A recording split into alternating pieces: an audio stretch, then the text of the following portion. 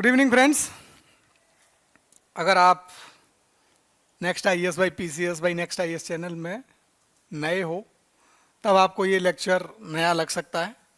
अगर इस चैनल पे आप पुराने हो और 2-3 वीडियोस देख रखी हो, ये इन थीमेटिक वीडियोस का पर्पज़ ये है कि यूपी PCS में जितनी भी मेजर थीम्स करंट अफेयर से रिलेटेड पूछी जा रही हैं पिछले 5, 6, 7, 8 सालों में, 2018 से 2024 के बीच के ट्रेंड को देखते हुए करंट अफेयर की जो थीम्स क्वेश्चन के लिए पोटेंशियल हैं, हम उन थीम्स पर एक डेडिकेटेड वीडियो लेके आ रहे हैं ताकि आपका उस थीम से रिलेटेड कोई भी क्वेश्चन मिस ना हो पाए। अब तक हम 2 थीम कवर कर चुके हैं, मिलिट्री एक्सरसाइजेज सारी कवर कर चुके हैं एक ही वीडियो में, वो 1 घंटे के आसपास की वीडियो है।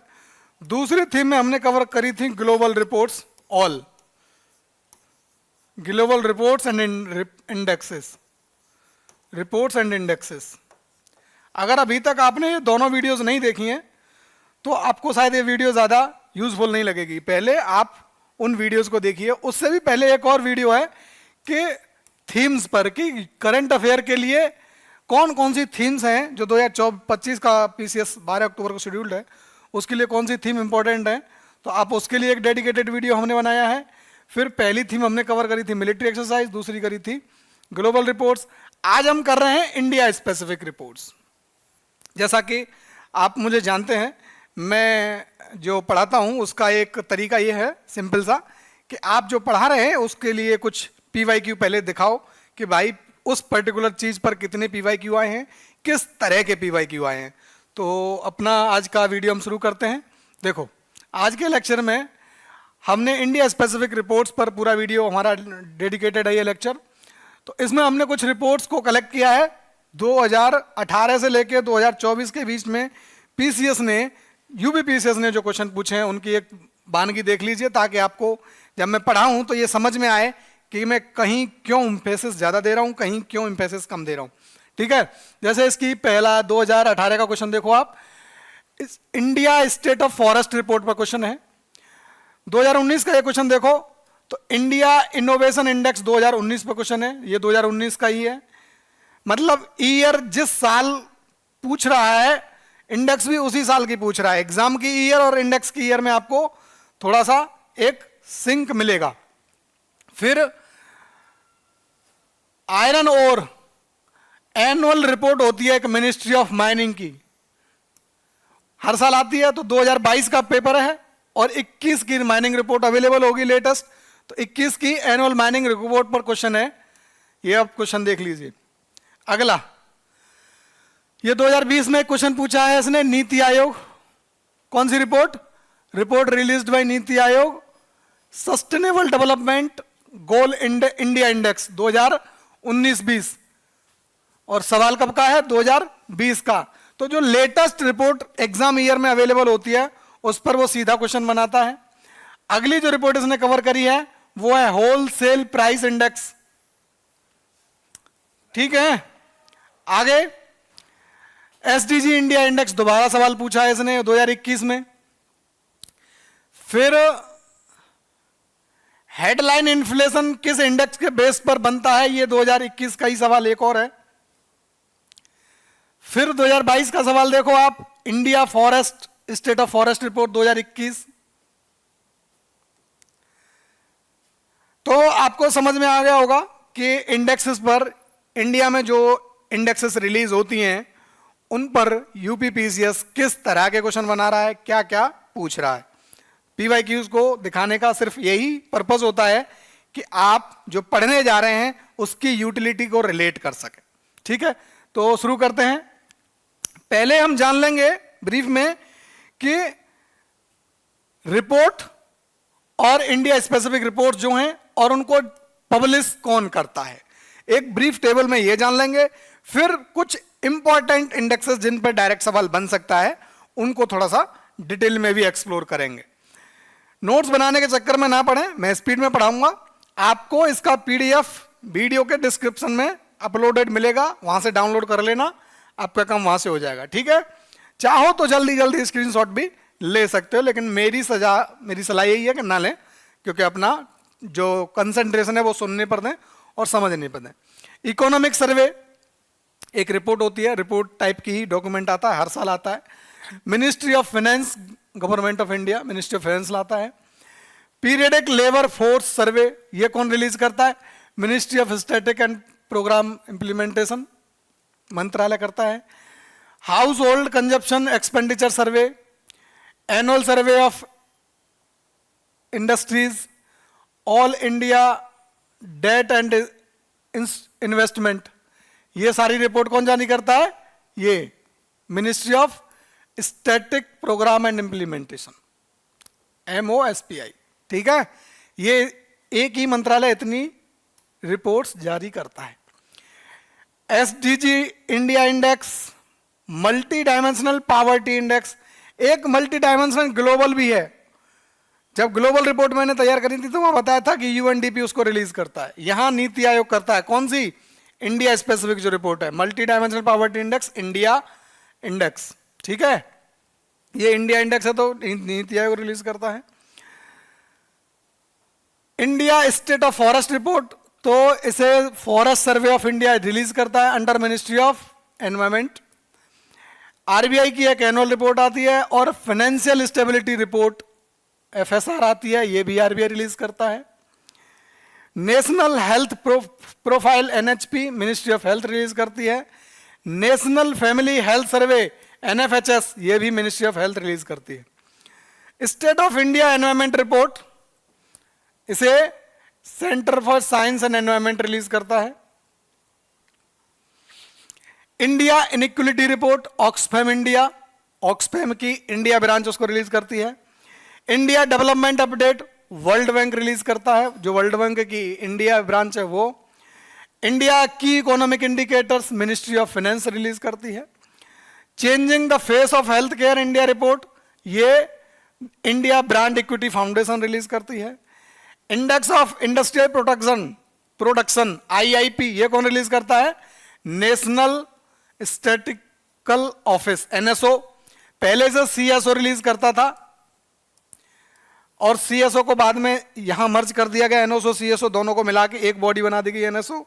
अब कमेंट बॉक्स में आप बताइए कि ये मर्जर किस ईयर हुआ है। ठीक है, आगे चलते हैं। ये हो गया हमारी रिपोर्ट्स जो इंडिया में रिलीज होती हैं। अब रिपोर्ट्स इन डिटेल पढ़ लेते हैं, इन कुछ इंपॉर्टेंट रिपोर्ट्स को। तो index of industrial production IIP publish कौन करता है? तो NSO।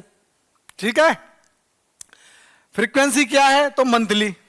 बेस ईयर क्या है? 2011-12। सेक्टोरल क्लासिफिकेशन, तो कौन कौन से सेक्टर कवर करता है? Manufacturing, mining, electricity. ठीक है, वेटेज भी याद रखना है, किस सेक्टर का कितना है, डायरेक्ट पूछ सकता है वो। एक तो टेबल के फॉर्म में पूछ सकता है, इधर टेबल बना देगा, एक इधर दे देगा, ये सेक्टर दे देगा और इधर वेटेज दे देगा, या केवल सेक्टर देगा, क्रोनोलॉजी का क्वेश्चन पूछता है वो सीधा कि इन तीनों सेक्टर का नाम दे देगा, 1 2 3, और इनको इंक्रीजिंग या डिक्रीजिंग ऑर्डर में लगवा लेगा, मैन्युफैक्चरिंग, माइनिंग एंड इलेक्ट्रिसिटी को। ठीक है, यूज बेस्ड क्लासिफिकेशन भी होता है, एक सेक्टोरल क्लासिफिकेशन है, एक यूज्ड बेस्ड क्लासिफिकेशन भी है उसी IIP के कंपोनेंट्स का। तो उसमें primary goods, capital goods, intermediate goods, infrastructure, consumer durables, consumer non durables. ठीक है, ये 6 कैटेगरीज हैं इसमें यूज्ड बेस्ड क्लासिफिकेशन में। अब आपको यहां दो तरीके से क्वेश्चन बन सकता है कि वो ये पूछ सकता है यूज्ड बेस्ड का IIP का जो यूज्ड बेस्ड क्लासिफिकेशन है उनमें से कौन शामिल है, सीधा सा कौन शामिल है, ये पूछ सकता है सीधा सा। दूसरा जो सवाल बनेगा वो ये बनेगा कि एक तरफ टेबल बना देगा, टेबल में 2 कॉलम दे देगा, एक बोल दिए यूज बेस्ड क्लासिफिकेशन के कंपोनेंट दे देगा, जैसे प्राइमरी गुड्स है, कंज्यूमर नॉन ड्यूरेबल गुड्स है, ये फिर इनका कोई कंपोनेंट दे दे, मतलब आइटम दे देगा, जैसे माइनिंग है, इलेक्ट्रिसिटी है, फ्यूल है, कैपिटल गुड में मशीनरी एंड इक्विपमेंट है, इंटरमीडिएट गुड में chemicals and semi furnish steel है, इंफ्रास्ट्रक्चर में सीमेंट है, पेंट है, केबल्स है, कंज्यूमर ड्यूरेबल्स में व्हीकल्स हैं, टेलीफोन्स हैं, गारमेंट्स हैं, कंज्यूमर नॉन ड्यूरेबल्स में फूड सिस्टम है। तो किस कंपोनेंट में क्या आइटम आता है, वो इस तरह का मैच द फॉलोइंग का भी बना सकता है। तो आपको कोई कंपोनेंट मतलब कोई इंफॉर्मेशन किस तरीके से तैयार करनी है, मैं दोनों साथ में तरीका भी बताता चलूंगा। ठीक है, अब इंडेक्स ऑफ 8 कोर इंडस्ट्रीज, तो ये रिप्रेजेंट क्या करती है, 40%, 40.27 मतलब 40.27% of the total weight of IIP. IIP पीछे हमने पढ़ा है, इस आईआईपी का 40.27% 40.27% वेटेज किसका है, केवल ये 8 कोर इंडस्ट्रीज का।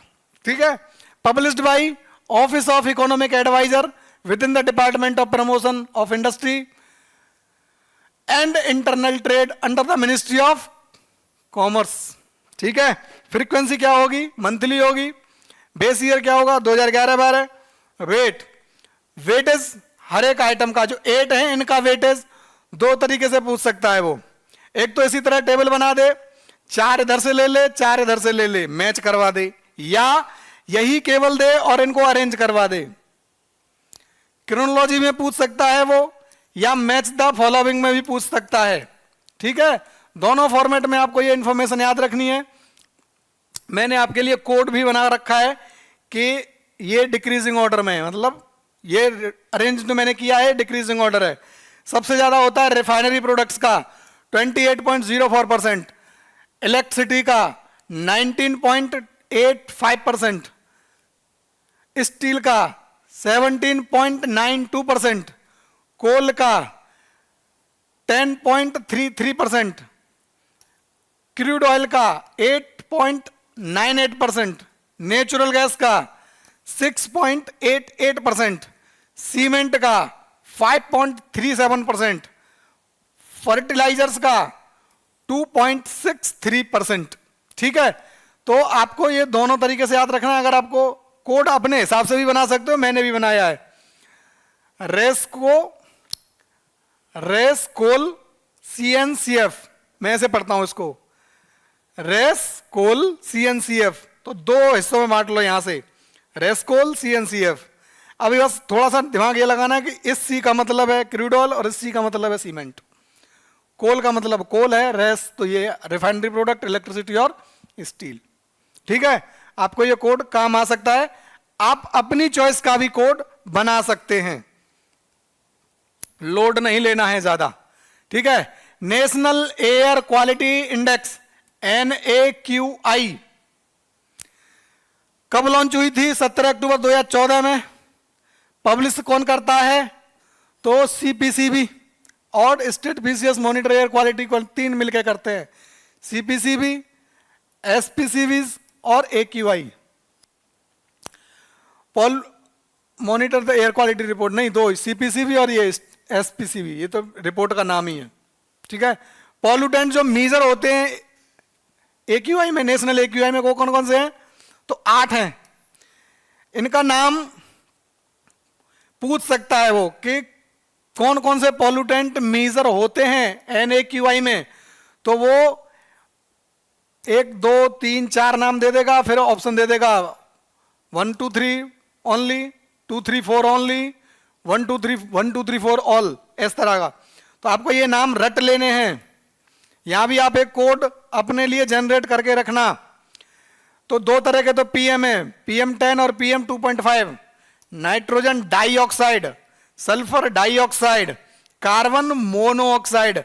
जनरली लोग कंफ्यूज कर जाते हैं CO2 से कि CO2 होना चाहिए, क्योंकि वो one of the major polluting gas है, खासकर GHG है, ग्लोबल वार्मिंग है ना, global greenhouse gas, GHG है ना, वो ग्रीन हाउस गैस है।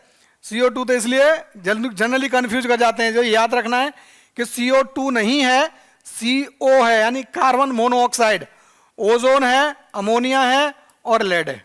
ठीक है, ये 8 कंपोनेंट है, इनको आपको याद रखना ही है। ठीक है, अब कैसा कोड बनाओगे, आपके पास कई तरीके हैं। सीधा सीधा बना सकते हो PPNS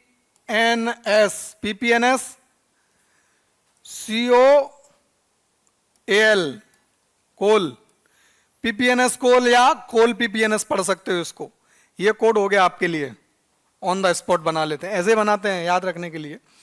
AQI की कैटेगरी 6 है, ठीक है। तो इनको कई बार मिलवाने को पूछ सकता है कई तरीके से। एक तो इन दोनों का मैच द फॉलोइंग करा सकता है वो, कि कैटेगरी और कलर कौन सा डिसाइडेड है, या रेंज से कैटेगरी का मिलान करवा सकता है, ठीक है, या कैटेगरी से हेल्थ एडवाइजरी का मिलान भी करवा सकता है। 3-4 तरह के मिलान हो गए। पहला मिलान रेंज का कैटेगरी से, कि किस रेंज में कौन सी कैटेगरी आती है। दूसरा, कौन सी कैटेगरी के लिए कौन सा कलर फिक्स है। तीसरा, किस कैटेगरी में क्या एडवाइजरी होती है। चौथा, किस रेंज के लिए क्या एडवाइजरी होती है। यह भी एक कलर, मतलब एक इम्पॉसिबल मैच द फॉलोइंग हो सकता है, मैच द फॉलोइंग क्वेश्चन बन सकता है इसमें से, ठीक है। इंक्रीजिंग डिक्रीजिंग ऑर्डर में पॉसिबिलिटी कम है, क्योंकि साफ पता चल जाएगा, आप वो बहुत ज्यादा वो नहीं है। 0 से 50 की रेंज में गुड, क्लियर कर दूं मैं थोड़ा सा। अगर AQI की रेंज 0 से 50 है तो गुड माना जाएगा, कलर होगा ग्रीन, और इंपैक्ट कोई मतलब खास एडवाइजरी जारी नहीं होगी। अगर 51 से 100 के बीच है रेंज AQI की तो माना जाएगा सेटिस्फैक्ट्री, और रंग दिया जाएगा येलो, और may cause minor breathing discomfort sensitive, कोई अभी हेल्थ एडवाइजरी जारी नहीं हुई है ध्यान पे दोनों, ठीक है। 101 से लेकर 200 के बीच कैटेगरी का नाम होगा मॉडरेट, कलर दिया जाएगा orange, may cause breathing discomfort people with the lung disease, asthma, heart disease. तो कुछ खास अभी यहां भी कोई हेल्थ एडवाइजरी नहीं है। 201 से 300 तक पुअर मानी जाएगी, और कैटेगरी का नाम होगा रेड, रंग रेड कलर दिया गया है, breathing discomfort most of the people, ठीक है।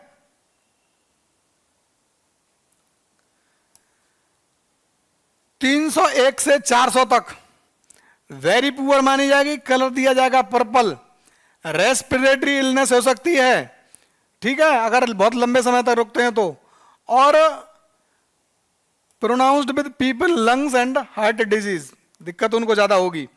फिर 401 से 500 तक इसे कहते हैं सीवियर कैटेगरी, करण है मैरू, कलर दिया जाएगा मैरून, और अफेक्ट हेल्दी पीपल, तो इसके लिए बहुत सख्त एडवाइजरी जारी होगी। अगली इंडेक्स स्वच्छ सर्वेक्षण, conducted by ministry of housing and urban affairs, ठीक है। फ्रीक्वेंसी एनुअल, पार्ट किसका है, स्वच्छ भारत अभियान का। अब आप कमेंट बॉक्स में बताओ कि स्वच्छ भारत अभियान मिशन कब लॉन्च हुआ था, ईयर बतानी है, ठीक है। की कंपोनेंट क्या है जो सर्वे में काउंट होते हैं, सर्विस लेवल प्रोग्रेस, सर्टिफिकेशन, ठीक है। अब सर्टिफिकेशन, सिटीजन वॉइस, 3 है, सर्विस लेवल, सर्टिफिकेशन और सिटीजन वॉइस। आगे स्वच्छ सर्वेक्षण 2024-25 रिजल्ट क्या रहा, तो ये एडिशन कौन सा था, 9th पीरियड था इसका, अप्रैल 2024 से मार्च 2025। टॉप क्लीनेस्ट सिटीज कौन थी, 3, तो इंदौर, सूरत, मुंबई, ये डायरेक्ट क्वेश्चन बन सकता है यहां से। सुपर स्वच्छ लीग, मतलब कोई शहर जो लगातार 3-4 साल तक अच्छा परफॉर्म कर रहे हैं तो उनको लीग में शामिल कर लिया जाता है। इंदौर, सूरत, नवी मुंबई, यही शहर लगातार अच्छा परफॉर्म कर रहे हैं तो यही स्वच्छ लीग का हिस्सा बने हैं। क्लीनेस्ट स्टेट में उत्तर प्रदेश है, मोस्ट इंपॉर्टेंट हो जाता है, रट लेना है कि स्वच्छ सर्वेक्षण में क्लीनेस्ट स्टेट कौन ने हासिल किया है, तो 2 यूपी और एमपी ने, ठीक है। प्रॉमिसिंग स्वच्छ शहर कौन कौन से हैं, तो ये नाम याद रखने आपको, अहमदाबाद, भोपाल और लखनऊ, खासकर अपना यूपी का राजधानी। वेस्ट गंगा टाउन, ये भी रट लेना है आपको, वेस्ट गंगा टाउन स्वच्छ सर्वेक्षण में किस शहर को दर्जा मिला है, अपने प्रयागराज को। एम्फेसिस ऑन द 3 R's, कौन कौन सी 3 R पर जोर दिया गया है, ये भी रट लेना है, पूछ सकता है, reduce, reuse, recycle. SDG index India, ये कहां से आ गया extra, published by NITI Aayog, purpose to major आप समझ रहे हो, इंडेक्स एसडीजी हासिल करने में 2030 तक है ना लक्ष्य एसडीजी को हासिल करने का। तो उस एसडीजी लक्ष्यों को हासिल करने की प्रोग्रेस इंडिया कितनी तेज कर रहा है, यही को ट्रैक करना है, इसीलिए बनाई है SDG India index. Methodology, SDG covered कितने हैं इसमें, केवल 16। आउट ऑफ टोटल कितने हैं, 70 है, उसमें से हमने कितने कवर करे हैं, 16। किसमें, एसडीजी इंडेक्स इंडिया में। कौन सा कवर नहीं है, एसडीजी 14, लाइफ बिलो वाटर, इसमें कवर नहीं है, हम ये ट्रैक नहीं करते। कैटेगरीज, एस्पिरेंट कैटेगरी कब मानी जाएगी, जब 0 से 49 है। यहां क्या क्वेश्चन बनेगा, मैच द फॉलोइंग का के category under the SDG index India. Performers 50 से 64, फ्रंटियर 65 से 99, अचीवर 100। ठीक है, मैनी टाइम्स याद रखना है कि यूपी किसी पर्टिकुलर ईयर में इसमें से कौन सी कैटेगरी में फॉल की, एस्पिरेंट बनी, परफॉर्मर रही या फ्रंट रनर रही। अगर मैंने इसमें नहीं दिया हो तो आप ये बात नोट करके रख लेना। की फाइंडिंग 2023-24 की जो लेटेस्ट रिपोर्ट है उसकी क्या फाइंडिंग है कि ओवरऑल जो एसडीजी स्कोर रहा वो 71 रहा 2023-24 में, 66 था 2020-21 में और 57 था 2018 में। टॉप स्टेट जो रही 2023-24 में वो केरल रही 79 पॉइंटों के साथ, फ्रंट रनर स्टेट और यूटी रही 32, मेजर प्रोग्रेस एसडीजी रहे 3, एसडीजी 1, एसडीजी 8 और एसडीजी 13, जिनमें सबसे ज्यादा प्रोग्रेस हासिल हुई। इंडिया इनोवेशन इंडेक्स, इस पर सीधा क्वेश्चन था हमारे पीवाईक्यू की लिस्ट में, देखा था हमने। पब्लिश कौन करेगा, 2 इंस्टीट्यूट मिलकर करते हैं, नीति आयोग और इंस्टीट्यूट फॉर कंपटीशन कॉम्पिटिटिवनेस। की कंपोनेंट एंड मेथोडोलॉजी में देखेंगे डायमेंशन कितनी है, 2 इनेबलर्स 5 हैं और उसमें 2 डायमेंशन है, इनेबलर्स और परफॉर्मेंस। इनेबलर्स में 5 हैं और परफॉर्मेंस में 2 हैं, तो 2 डायमेंशन हुई, एक इनेबलर की एक परफॉर्मेंस की। परफॉर्मेंस में भी 2 चीजें पर परफॉर्मेंस देखी जाती है और इनेबलर में 5। तो इनेबलर 1 है ना, इनेबलर 1 में आपने 5 इनेबलर हैं। 5 इनेबलर कौन सा है, डायमेंशन पहली और पहली डायमेंशन इनेबलर, इनेबलर में 5 इनेबलर। कौन से 5, human capital, investment, knowledge workers, business environment, safety and legal environment. यहां सीधा सीधा सा क्वेश्चन बन सकता है कि कौन 5 इनेबलर्स में से शामिल है, इंडिया इनोवेशन इंडेक्स के 5 इनेबलर्स में से कौन शामिल है, कौन शामिल नहीं है। सिंपल से बात है, सीधा क्वेश्चन बनेगा, मैच द फॉलोइंग की स्कोप नहीं है। 2 परफॉर्मेंस, दूसरा जो था हमारा डायमेंशन परफॉर्मेंस था, 2 परफॉर्मेंस, 2 लेवल पे परफॉर्मेंस चेक करी जाते हैं, नॉलेज आउटपुट, नॉलेज डिफ्यूजन।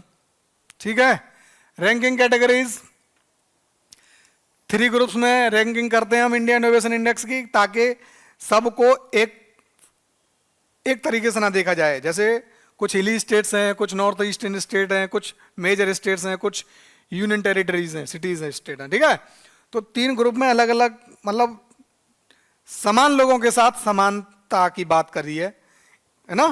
तो मेजर स्टेट्स में, मेजर स्टेट्स जो होंगी जो मेनलैंड इंडिया के स्टेट्स हैं, नॉर्थ ईस्ट और हिल स्टेट्स, आपको पता ही होगा नॉर्थ ईस्ट की 8 स्टेट्स हैं, हिल स्टेट कितनी है आप बताओ कमेंट बॉक्स में, बता पाओगे, आई होप बता देंगे आप। और यूनियन टेरिटरी और सिटी स्टेट्स ऑल यूटीज इसी में आती हैं, चंडीगढ़ और दिल्ली मिला के।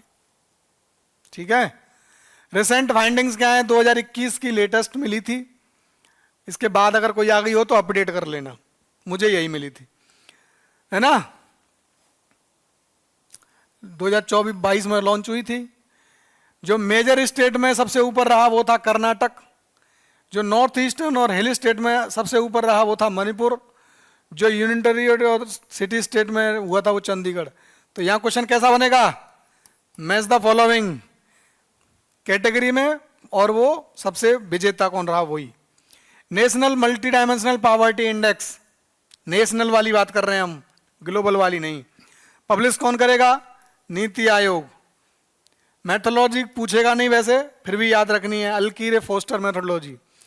बेस्ड किस पर होती है ये, डाटा नेशनल फैमिली हेल्थ सर्वे पर। किसके डाटा पर, नेशनल फैमिली हेल्थ सर्वे पर। अब कमेंट बॉक्स में पीछे पढ़कर बताओ किसे कौन रिलीज करता है, नेशनल फैमिली हेल्थ सर्वे। इंडिकेटर और वेट। इंडिकेटर में इंडिकेटर तो वही है जो ग्लोबल में है, हेल्थ, एजुकेशन और standard of living. Standard of living में जो इंडिकेटर है वो एक इंडिकेटर एडिशनल है, बैंक अकाउंट, जो ग्लोबल वाली में नहीं है। अब आप ग्लोबल रिपोर्ट जो मैंने पढ़ाई है वहां जाके पढ़ो, तो यहां क्या है दूसरा वो देख के आपको बताना है। कहां पे? कमेंट बॉक्स में। क्या बताना है कि यहां जो इंडिकेटर हैं ग्लोबल एमपीआई के क्या इंडिकेटर हैं। डायमेंशन सेम रहेंगे, इंडिकेटर बदलते हैं। तो कहां पे बदलाव है और कौन सा बदला है? Nutrition, child adolescent, maternal health, year of schooling. किसमें? एजुकेशन में 2 हैं, 3 यहां हो गए। हेल्थ में 3 कौन कौन से हैं? यहां मैच द फॉलोइंग का क्वेश्चन सीधा बन सकता है कि किस डायमेंशन को कौन सा इंडिकेटर रखता है, किस डायमेंशन में कौन सा इंडिकेटर है। तो एजुकेशन में 2, year of schooling, school attendance. Standard of living में कितने हैं? 3 और 4 7। Cooking fuel, sanitation, drinking water, housing, electricity और असेट्स। ठीक है। तो अब आपको बताना है कंपैरेटिवली इंडिया की एमपीआई में कितने हैं इंडिकेटर्स और ग्लोबल एमपीआई में कितने हैं इंडिकेटर्स। आपको दोनों को कमेंट बॉक्स में बताना है कंपेयर करके। इंडिया के तो सामने ही है, यहां दिखाई दे रहे हैं आपको। कितने हैं ये? 2, 3 और 2 5 और 7 12। यहां कितने हैं? 10 हैं, 5 है, जो भी आप ढूंढ के बताना। India state of forest report 2023, question सीधा था यहां से, है ना, और 2 बार पूछा गया था शायद। ये 2023 की हमारे पास लेटेस्ट है, 2025 में आएगी तो 2026 के लिए वो काम की हो जाएगी। अभी 25 के लिए 23 की ही काम की रहेगी क्योंकि बाईनियल है, मतलब 2 साल में एक बार आती है। पब्लिश कौन करेगा? Ministry of environment. एडिशन कौन सा था? 18वां। फ्रीक्वेंसी क्या है? बाइनियल, बाई एनियल, मतलब 2 साल में एक बार आती है। कब से आई है बाई एनियल? मतलब 2 साल में कब से आ रही है एक बार? 1987 से। की फाइंडिंग्स क्या है? टोटल फॉरेस्ट कवर, ये मैच द फॉलोइंग का क्वेश्चन है। Total forest and tree cover, ध्यान रखना है, हर टर्म की एक वैल्यू होती है। फॉरेस्ट कवर नहीं बोल रहा, फॉरेस्ट और ट्री दोनों को मिला के पूछ रहा है कितना है वो। 8,27,356.95 स्क्वायर किलोमीटर्स। और टोटल एरिया कितना हुआ ये इंडिया के ज्योग्राफिकल एरिया का? 25.17% of the total geographical area of India. Total forest cover कितना है? ये तो फॉरेस्ट और ट्री दोनों को मिला के है, तो टोटल फॉरेस्ट कवर जो है वो ये पूछता है ज्यादातर केस में। वो ये वाला डाटा नहीं पूछता है, वो ये वाला डाटा हमेशा पूछता है। जब भी वो मैच द फॉलोइंग को बनाएगा तो एक तरफ ये रखेगा और एक तरफ ये परसेंट वाला हिस्सा रखेगा। ये ध्यान रखना है। कौन सा फैक्ट रटना है, कौन सा नहीं रटना है, ये भी पता होना बहुत जरूरी है। ये कहां से पता करते हैं? मैं बता रहा हूं, मैं पर्ची नहीं निकाल रहा, हाथ की हथेली नहीं देख रहा, माथे की लकीरें नहीं देख रहा। मैं क्या देख रहा हूं? पीवाईक्यू। पीवाईक्यू में कभी भी ये डेटा नहीं पूछा है उसने कि इतने लाख स्क्वायर किलोमीटर है या उतने हजार स्क्वायर किलोमीटर है। उसने हमेशा यही पूछा है कितने परसेंट है। फॉरेस्ट कवर 21.76% और उसमें ट्री कवर कितना है? 23, मतलब 3.41%। ठीक है। अगर आप इसको मिला देंगे, दोनों को प्लस कर देंगे तो ये अमाउंट आना चाहिए। जोड़ के देखो, 6 और 1 7, 7 और 4 11, है ना, 3 और 4 और 1 5, 2 का 2 बराबर है। 66 सुधर गया मेरा।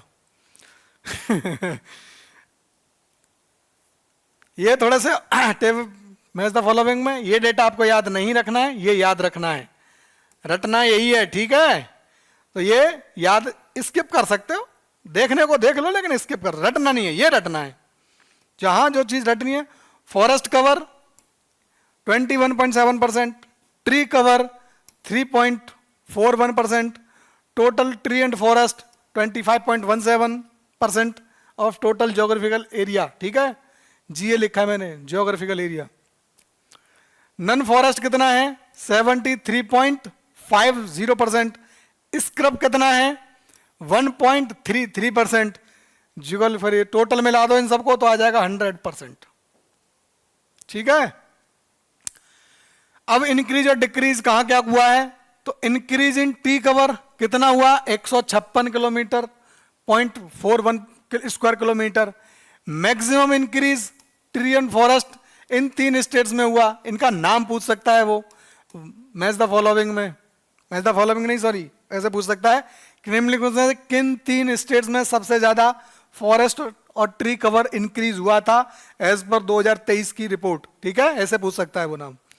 मैक्सिमम इंक्रीज फॉरेस्ट कवर में पूछ सकता है किन 3 स्टेट्स में मैक्सिमम फॉरेस्ट कवर हुआ, तो मिजोरम, गुजरात और ओडिशा, तीनों में। यहां डायरेक्ट क्वेश्चन भी पूछ सकता है कि मैक्सिमम किन स्टेट्स में हुआ, तो 1 2 3 पूछ सकता है, 3 2 1 1 2 3 1 2 1 2 और all of the above, none of the above. या वो ये पूछ सकता है कि क्रोनोलॉजी में लगा दो, इंक्रीज जो हाईएस्ट हुआ उनको 3 स्टेट या 4 स्टेट जो यहां भी क्रोनोलॉजी का बन सकता है, यहां भी क्रोनोलॉजी का बन सकता है, यहां भी क्रोनोलॉजी का बनेगा। लार्जेस्ट डिक्रीज जहां हुआ वो भी एक इंपॉर्टेंट टॉपिक बन जाता है अपने लिए।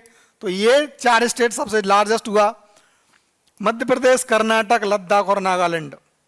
इनको इंक्रीजिंग डिक्रीजिंग ऑर्डर में वो पूछ सकता है, इंक्रीजिंग या डिक्रीजिंग ऑर्डर अरेंज करने के लिए, या इनका केवल नाम पूछ सकता है कि लार्ज या डिक्रीज वाले निम्न में से कौन से राज्यों में लार्जेस्ट फॉरेस्ट या ट्री कवर डिक्रीज हुआ है एज पर 2023 की रिपोर्ट। तो वो आपका पोटेंशियल क्वेश्चन यहां से बनता है। ठीक है, top 3 states of forest cover absolute area wise, ये क्या लिख दिया, फॉरेस्ट कवर एब्सोल्यूट मतलब टॉप 3 स्टेट जिनमें सबसे ज्यादा फॉरेस्ट कवर है एब्सोल्यूट एरिया वाइज। ये भी इंक्रीजिंग और डिक्रीजिंग ऑर्डर का सीधा क्वेश्चन है। मध्य प्रदेश में सबसे ज्यादा है, अरुणाचल प्रदेश में, उसके बाद छत्तीसगढ़ में है ना। 77,073 स्क्वायर किलोमीटर का एरिया मध्य प्रदेश में क्या है, फॉरेस्ट कवर है। अब आपका काम क्या बनता है, इन स्टेट्स का टोटल ज्योग्राफिकल एरिया और टोटल फॉरेस्ट एरिया, इनका परसेंट लिख रखे हैं आप सामने। मैंने नहीं लिखा, आप लिख के रखना, थोड़ा बहुत आपको भी तो करना है, सब मैं ही कर दूंगा क्या। टॉप 3 स्टेट्स ऑफ, ये ऑफ ओम की जगह ऑफ हो गया है, फॉरेस्ट कवर परसेंटेज वाइज। पहले हमने absolute area wise top 3 state ढूंढी थी, अब बता ढूंढ रहे हैं परसेंटेज वाइज, मतलब जितना उसका टोटल ज्योग्राफी एरिया उसका ज्यादातर हिस्सा फॉरेस्ट में। तो लक्षद्वीप में पूरे एरिया का 91.33% एरिया पे फॉरेस्ट कवर है। मिजोरम में जितना एरिया है उसका 85.34% एरिया में वन है फॉरेस्ट, और अंडमान में 81.62%। ठीक है, जनरल कॉमन सेंस के हिसाब से लोगों को लगेगा कि अंडमान निकोबार में सबसे ज्यादा फॉरेस्ट होनी चाहिए क्योंकि वहां लोग कम रहते हैं, बट ऐसा नहीं है। फैक्ट कुछ और कह रहा है, लक्षद्वीप में ज्यादा है फॉरेस्ट कवर परसेंट के हिसाब से। एब्सोल्यूट वाइज भी याद रखने हैं। ये मैच द फॉलोइंग का सीधा क्वेश्चन बनता है, यहां से इंक्रीजिंग डिक्रीजिंग का भी क्वेश्चन बनेगा। हर एक इंफॉर्मेशन को पॉसिबल एंगल से देखना है कि किस एंगल से इस पर क्वेश्चन बन सकता है। Number of states and UT having forest area more than 33%। ये अभी 19 स्टेट्स ऐसी हैं हमारे देश में जिनमें एक फॉरेस्ट पॉलिसी आई होगी, आपको पता होगा, तो फॉरेस्ट पॉलिसी रही है इंडिया में। किस फॉरेस्ट पॉलिसी के अंडर ये डिसाइड किया था हमने कि इंडिया का टोटल ज्योग्राफिकल एरिया का 33% हिस्सा कम से कम फॉरेस्ट होना चाहिए। अब उस फॉरेस्ट पॉलिसी का नाम बताओ आप, मतलब ईयर बतानी है आपको। क्या बतानी है, ईयर, कि कौन सी फॉरेस्ट पॉलिसी में यह बात थी कि इंडिया का 33% एरिया फॉरेस्ट के कवर के अंडर होना चाहिए। आपको उसका नाम क्या बनाना, ईयर, किस पॉलिसी में ये बात थी, इसका नाम कहां बताओगे आप, कमेंट बॉक्स में। ठीक है, 8 states in UT having forest cover more than 75%। ये पोटेंशियल क्वेश्चन बन सकता है यहां से कि 8 ऐसे राज्य और यूटीज हैं जहां पर उनके टोटल ज्योग्राफिकल एरिया का 75% हिस्सा या उससे ज्यादा फॉरेस्ट है। तो मिजोरम, लक्षद्वीप, अंडमान निकोबार, अरुणाचल प्रदेश, नागालैंड, मेघालय, त्रिपुरा, मणिपुर। अब आप देखो कोई भी मेनलैंड इंडिया, मेनलैंड इंडिया जो है, मेनलैंड मतलब ये आपका यूपी, बिहार, पंजाब में बीमारू राज्य, साउथ इंडिया मिला के पूरा बंगाल तक, ऊपर हिली स्टेट इधर और इधर नॉर्थ ईस्ट, और इधर दो अंडमान और अंडमान निकोबार आइलैंड और लक्षद्वीप आइलैंड, इन सबको छोड़ के जो बचता है हिस्सा वो उसे कहते हैं मेनलैंड इंडिया। तो मेनलैंड इंडिया का एक भी स्टेट नहीं है। और अगर आइलैंड को छोड़ दें, ईस्ट वेस्ट दोनों तरफ की आइलैंड्स को छोड़ दें, तो सारे स्टेट्स कहां से हैं? नॉर्थ ईस्ट से, है ना। 8 में से 6 कहां पर हैं? नॉर्थ ईस्ट में, और 2 हैं अपने islands. Countries forest carbon stock कितना इंडिया का? ये 7,285.5 मिलियन टन कार्बन स्टॉक में इंक्रीज हुआ या डिक्रीज हुआ? तो 81.5 मिलियन टन का इंक्रीज हुआ है। जो top 3 states with carbon stock तो कौन सी हैं? अरुणाचल प्रदेश, मध्य प्रदेश और छत्तीसगढ़। अब आपको दिमाग कहां लगाना है कि जो टॉप 3 स्टेट कार्बन में हैं उनमें और वो कौन सी स्टेट है जिनमें सबसे ज्यादा फॉरेस्ट कवर था एब्सोल्यूट, क्या उनमें कोई सिंक है? ये एक बार चेक कर लेना। मैंग्रोव कवर 4,991.68 स्क्वायर किलोमीटर है, और टोटल ज्योग्राफिकल एरिया का कितना है? 0.15%। नेट डिक्रीज इन मैंग्रोव हुआ है, इंक्रीज नहीं हुआ है 21 के कंपैरिजन में। 7.43 स्क्वायर किलोमीटर का घटा हुआ है, मतलब जितने मैंग्रोव हमारे 21 में थे उससे 7.43 स्क्वायर किलोमीटर का एरिया कम हो गया है मैंग्रोव के अंडर। ठीक है। Top 3 state with most fire incidents, आग जहां लगती है, ये बहुत जरूरी पॉइंट बन जाता है कि इंडिया में किन 3 स्टेट में सबसे ज्यादा आग लगने की घटनाएं होती हैं। वनाग्नि जिसे बोलते हैं, क्या बोलते हैं? वनाग्नि, फॉरेस्ट फायर्स। तो उत्तराखंड, ओडिशा और Chhattisgarh. Annual reports of ministry of mines, सीधा क्वेश्चन था यहां से। अब अपन एक जनरली बस ये समझ लेते हैं कि ट्रेंड क्या है मिनरल प्रोडक्शन का इंडिया में। तो ये ईयर है 17, 18, 19, 20, 21, 22, 21, 22, 23, 23, 24।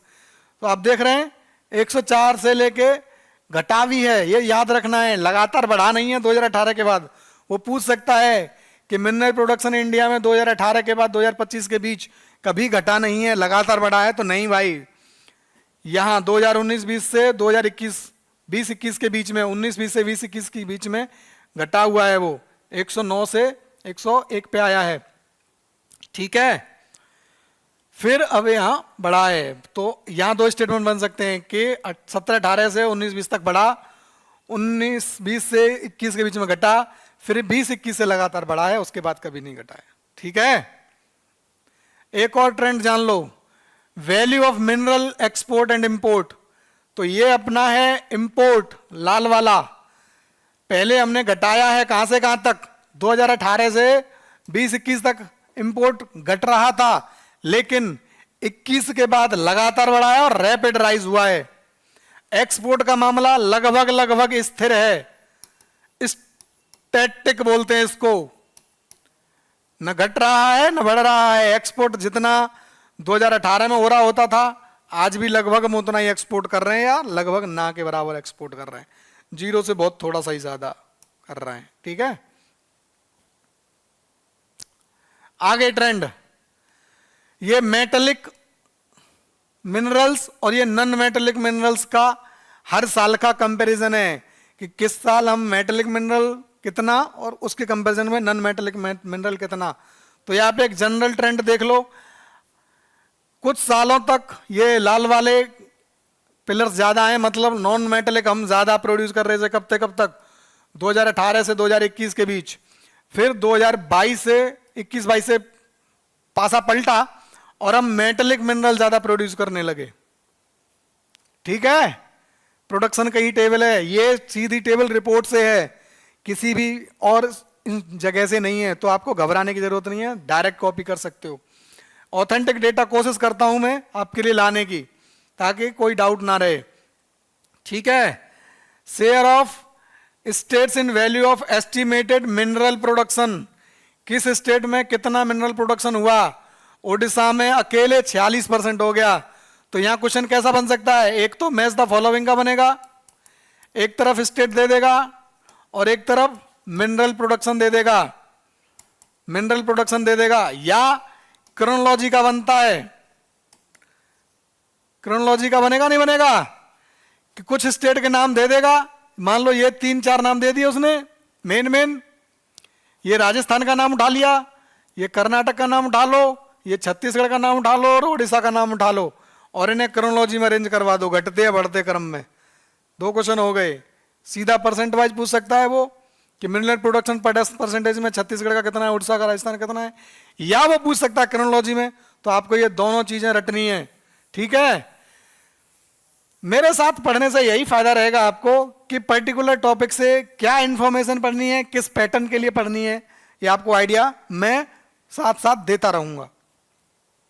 ठीक है, आगे अब थोड़ा सा ये अपनी जनरल अवेयरनेस के लिए जान लेना जरूरी है कि दुनिया में हम किसी पर्टिकुलर मिनरल के प्रोडक्शन में किस स्थान पर हैं, या India's rank in the world.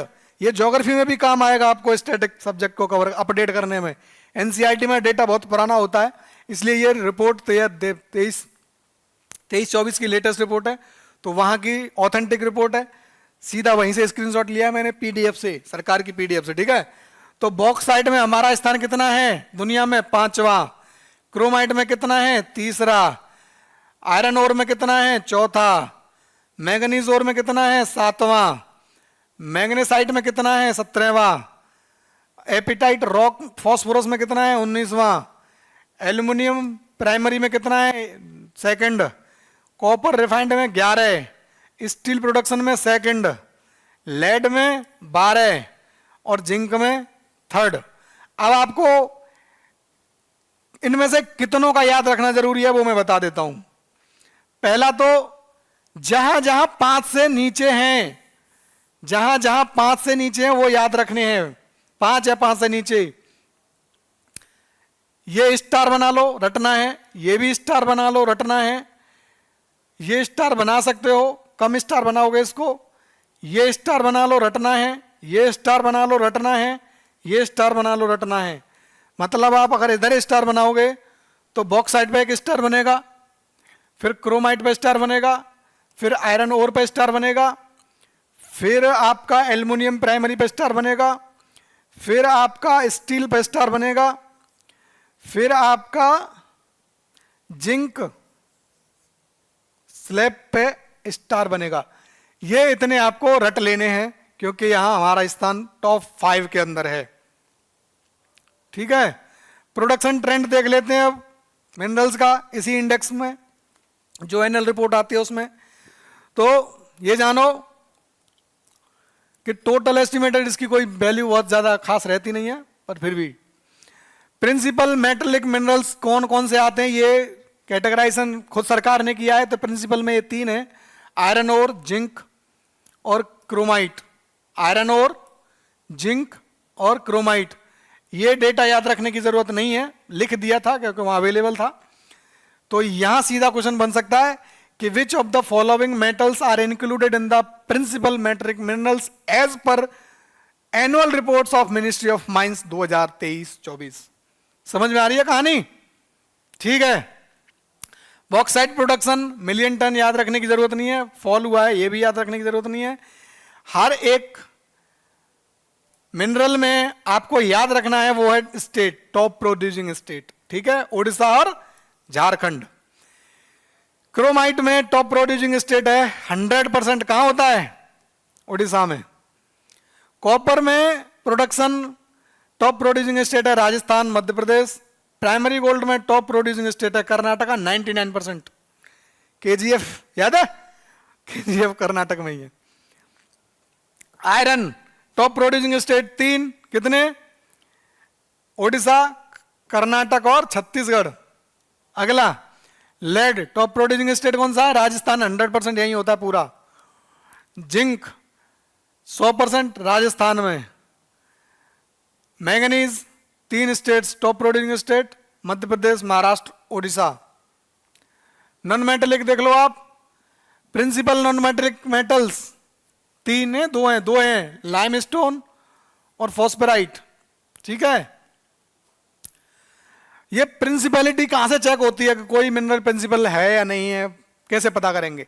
तो जितनी भी पर्टिकुलर कैटेगरी में मेटलिक या नॉन मेटलिक मिनरल्स की पूरे कैटेगरी में जितने भी मिनरल्स थे, उनकी जो टोटल वैल्यू थी, उनमें सबसे ज्यादा टॉप 3 प्रोड्यूसिंग, मतलब टॉप 3 वैल्यू वाले कौन से थे, उस आधार पे होता है।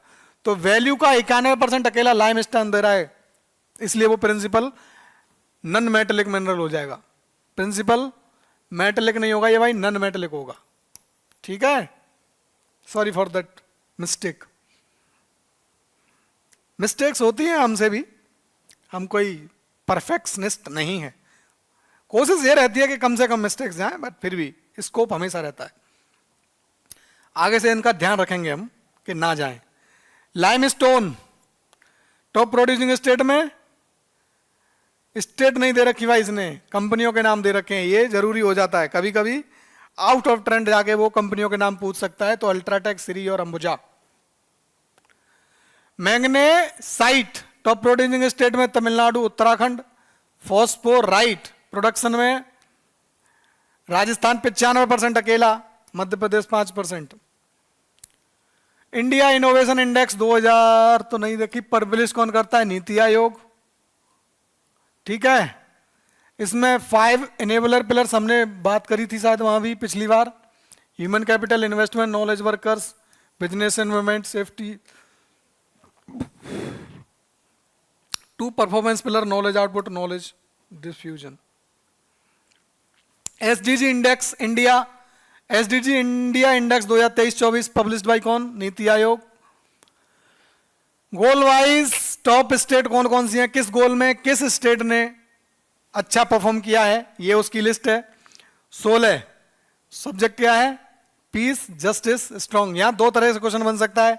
सिंपल सा मैच द फॉलोइंग का क्वेश्चन यहां भी बन सकता है कि कौन सा गोल किस का क्या सब्जेक्ट है। ठीक है, एक यहां बन सकता है कि मैच 15-16 में सबसे ज्यादा परफॉर्म करने वाले राज्य कौन कौन से हैं। ठीक है, गोल 15 में गुजरात और लद्दाख, वो ना 16 में, सॉरी, गोल 16 में, एसडीजी 16 में गुजरात और लद्दाख।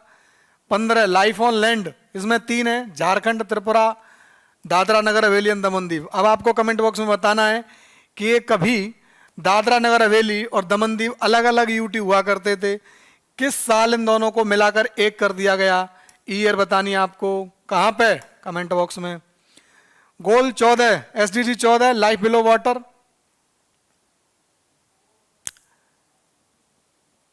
ये तो बता रहा था कि वहां नहीं है, ये एक बार क्रॉस चेक कर लेना कि गोल एसडीजी इंडेक्स इंडिया 2023 में गोल 14 अगर इंक्लूड ही नहीं है तो यहां ये कैसे आ सकता है? या तो ये यहां नहीं आना चाहिए या वहां नहीं होना चाहिए। एक बार क्रॉस चेक कर लेना और मुझे कमेंट बॉक्स में बताना कि क्या मामला है। गोल 13 क्लाइमेट एक्शन में 3 है, सिक्किम, तमिलनाडु और चंडीगढ़। गोल 12 रिस्पॉन्सिबल कंजप्शन एंड प्रोडक्शन में त्रिपुरा और Jammu Kashmir. SDG 11 sustainable climate communities, Maharashtra और चंडीगढ़। एसडीजी 10 रिड्यूस्ड इनइक्वलिटी में गोवा और पुडुचेरी आगे हैं। एसडीजी 9 इनोवेशन और इंफ्रास्ट्रक्चर में गोवा और पुडुचेरी आगे हैं। Consumer price index, one of the favourite index for the UPSC. PCS में शायद इससे भी क्वेश्चन सीधा नहीं बना है, होलसेल प्राइस इंडेक्स पे आया था, उस पर हम आएंगे इसके बाद। ठीक है, क्या मेजर करता है? रिटेल इन्फ्लेशन, मतलब आपने जो दूध यूज करते हैं शाम को ले जाते हैं, सुबह दुकान से दूध खरीदा आपने, कभी 22 की पैकेट आती थी, आज वो 25 की आ रही है, 35 की आ रही है, 36 की आ रही है, तो वो रेट रिटेल इन्फ्लेशन। सरसों का तेल आप जितना खरीदते थे आज वो 200 चला गया, 190 है, 70 है, 160 है, वो रिटेल इन्फ्लेशन। ठीक है, तो ये क्या मेजर करेगा?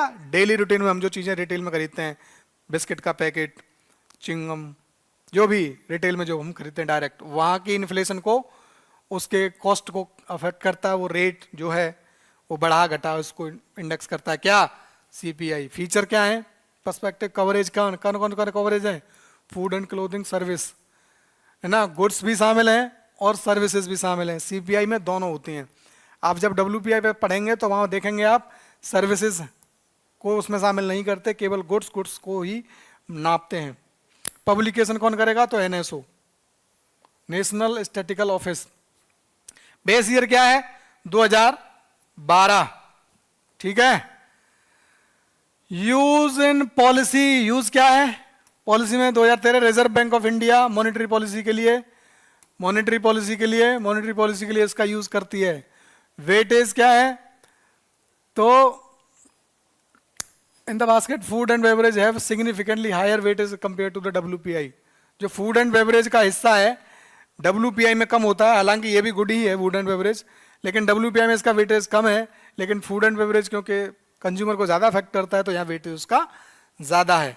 कंपेरेटिव स्टेटमेंट आ सकता है कि फूड एंड बेवरेज का वेटेज किस में ज़्यादा या कम है, ठीक है। कैलकुलेशन कुछ खास मैटर नहीं करेगी हमारे लिए, हम छोड़ सकते हैं इसको। टाइप्स, तो सीपीआई 3-4 फॉर्मेट में आती है। CPI for industrial workers, CPI for agriculture labourers, CPI for rural labourers और CPI urban rural urban combined. CPI में कंपोनेंट आप देख लो, इसमें मैच द फॉलोइंग का सीधा क्वेश्चन बनता है। पहला मैच द फॉलोइंग का बनेगा, दूसरा क्रोनोलॉजी का भी एक क्वेश्चन बन सकता है।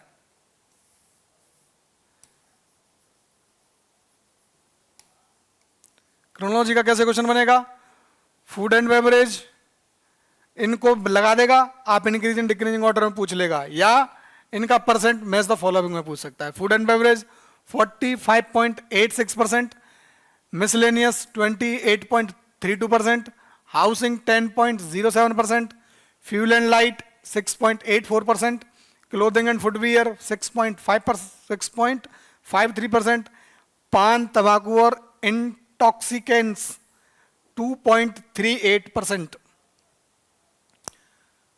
Breakdown of component for details largest category. Food and beverage में क्या क्या शामिल है ये देख जान लो। ये सीधा क्वेश्चन पूछ सकता है कि सीपीआई में फूड एंड बेवरेज के अंडर हम क्या क्या शामिल करते हैं। यहाँ परसेंट वो नहीं पूछेगा जनरली, यहाँ केवल कंपोनेंट ही पूछेगा। Cereal products, milk products, vegetables, prepared meals, snacks, sweets, meat and fish, oils and fats, miscellaneous, transport and communication, health, education. ठीक है।